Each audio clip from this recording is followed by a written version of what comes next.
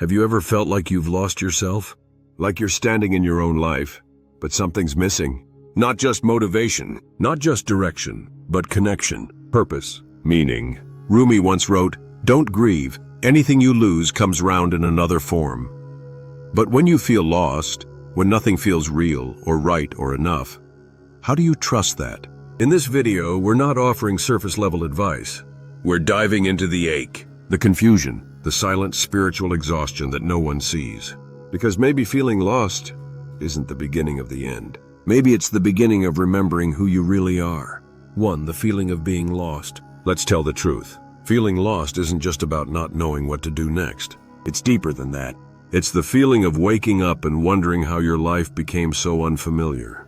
It's walking through your day on autopilot, disconnected from your joy, your body, your soul. It's being surrounded by people and still feeling completely alone. And what makes it worse is that the world doesn't slow down just because you're unraveling. You still have to go to work, answer messages, smile in photos, while inside something is silently crumbling. You try to fix it with productivity, with another book, another quote, another routine, but nothing lands, nothing lasts. That's because the kind of lost we're talking about isn't solved by doing more. It's something existential, something spiritual. Rumi lived 800 years ago, but he understood this feeling intimately. Because feeling lost isn't the opposite of being found. It's a signal, a sacred ache, a whisper from the soul that says, the life you've built doesn't fit who you've become. Why Rumi still speaks to our pain. So why does Rumi still speak to our pain 800 years later? Because he didn't speak in rules. He spoke in metaphors, music, and emotion.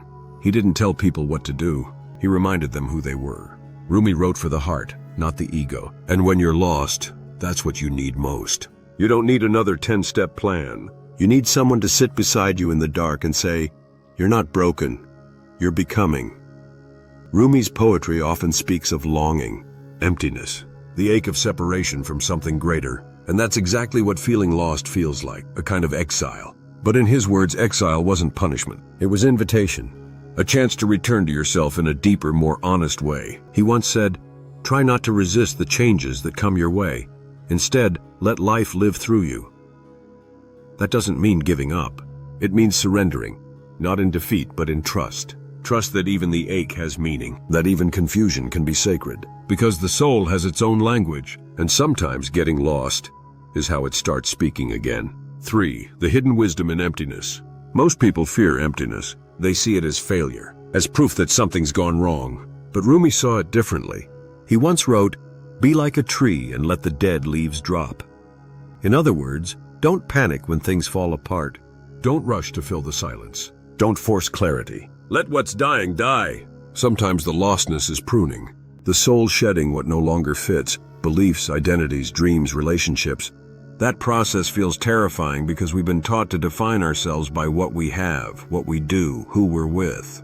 But what if all of that is just surface? What if the emptiness isn't a void but a clearing, a sacred pause where the next version of you begins to take shape? Not through force, but through grace. Rumi reminds us, don't get lost in your pain. Know that one day your pain will become your cure. You don't need to fix this moment. You just need to feel it fully. Without judgment, without shame. The healing begins when you stop trying to outrun the quiet. 4. Rumi's path back to the soul. So how do you return to yourself when you don't even know who that is anymore? Rumi didn't give instructions. He gave metaphors. And the most powerful one is this. The wound is the place where the light enters you. That's where we start.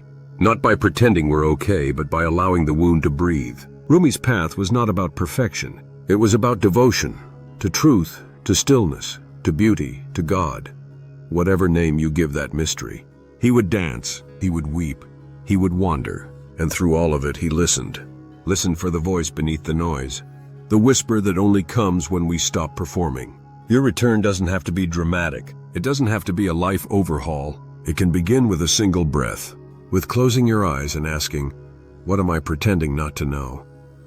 It can begin with sitting under the stars and remembering you are stardust. It can begin by letting yourself cry, not because you're weak, but because you're finally allowing yourself to feel. You are not lost. You are being redirected. You are not broken. You are being rearranged. You are not failing. You are being softened into something deeper than you've ever known. 5. Finding your way without a map. And maybe, just maybe, you don't need a map. Maybe the path isn't found, it's made. Made by walking, made by trusting, made by falling and rising and listening again. Rumi reminds us that the path is always unfolding beneath your feet, even when you can't see it. He wrote, "As you start to walk on the way appears." That means you don't need to figure everything out. You don't need to have a plan. You just need to stay open, stay curious, stay alive to your own longing. The soul knows. It always has. You don't have to believe in anything perfect. Just believe that it's okay to be in process. The next version of you is not built in certainty. It's built in surrender. Let life shape you. Let silence soften you. Let confusion be the space where wisdom is born. You are not lost. You are simply becoming someone you've never been before. Now, before finishing, if you've been feeling lost lately, don't rush to fix it. Sit with it. Let it speak. You don't have to pretend you're okay. You just have to be honest. And that's more powerful than any plan or perfection. Maybe this moment isn't the breakdown. Maybe it's the breakthrough. And if no one's told you lately, you're not behind. You're not alone, and you are not too late. You're exactly where you need to be, to become who you're meant to be. Let the ache be your teacher. Let Rumi's words be your anchor. And let yourself come home, not to the life you had, but to the self you've never fully met.